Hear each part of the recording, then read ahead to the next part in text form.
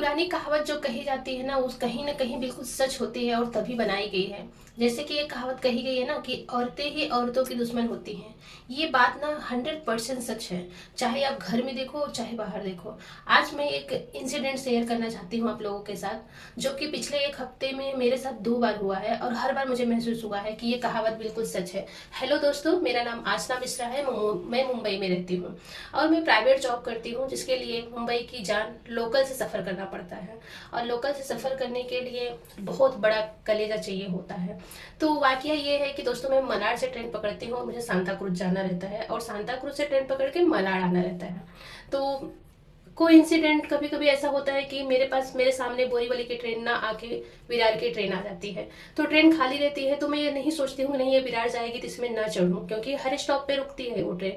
तो मैं इस हफ्ते की बात बता रही हूँ आपको कि मैं विरार की ट्रेन में चढ़ गई, क्योंकि मुझे मलाड उतरना था। अब मेरे सामने 2 लोग थे, मैंने दोनों से पूछा आप लोग कहाँ उतरेंगे, तो उन लोगों ने बोला कि मैं दहिसर और मीरा रोड उतरूंगी। अब सोचिए, सांता क्रूज से दहिसर और मीरा रोड की दूरी और कितने सारे स्टॉप हैं और हर स्टॉप पे लोग चढ़ेंगे। तो सबसे पहले मुझे ये समझ में नहीं आता कि इतनी दूर उतरना है तो पहले ही गेट पे जाके ब्लॉक करने की जरूरत क्या है। फिर भी उनकी मेंटालिटी है, बिरार वालों की इतनी बड़ी दादागिरी है कि वो साफ साफ कहते हैं कि आप चढ़े क्यों मलाड के ट्रेन में। फ्रेंड्स, बिरार वाले ना इतना दादागिरी दिखाते हैं, खास करके मुझे लगता है कि लेडीज जो होती हैं।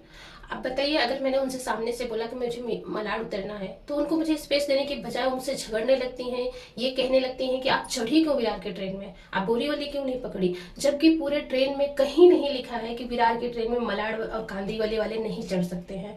अब मुझे समझ में नहीं आता कि रेल मंत्री उनके घर के हैं या कौन है। वो लोग एक रूल बना ली हैं और अच्छी खासी दादागिरी करती हैं, यहाँ तक कि वो ये ऐसा आपको मतलब धमकी भी देती हैं कि मैं नीचे धक्का दे दूंगी, मैं गिरा दूंगी, तुम सामान ली हो उसको फेंक दूंगी, तुम्हारी हिम्मत कैसे हुई मलाड उतरना है तो तुम विरार के ट्रेन में चढ़ी हो। तो मेरे साथ इस हफ्ते 2 वाकया ऐसा हुआ ना, मैं एकदम सहम सी गई और मुझे सच में डर लगने लगा, क्योंकि वो सारे झुंड बना के ना एक ही टोन में बोलती हैं। कोई ये नहीं कहता कि भाई चलो चढ़ गई है तो उसको उतरने का मौका दे दो, अभी तो हमारा स्टॉप बहुत दूर है। ऐसा कहने की बजाय सबकी सब एक हो जाती हैं और इक्का दुक्का अगर बोरीवली कांदीवली और मलाड वाले कोई रहते हैं तो चुपचाप चिपके से खड़े रहते हैं, बोलते हैं मैं क्यों बहस करूं, जिससे उलझे हैं वो बहस करे।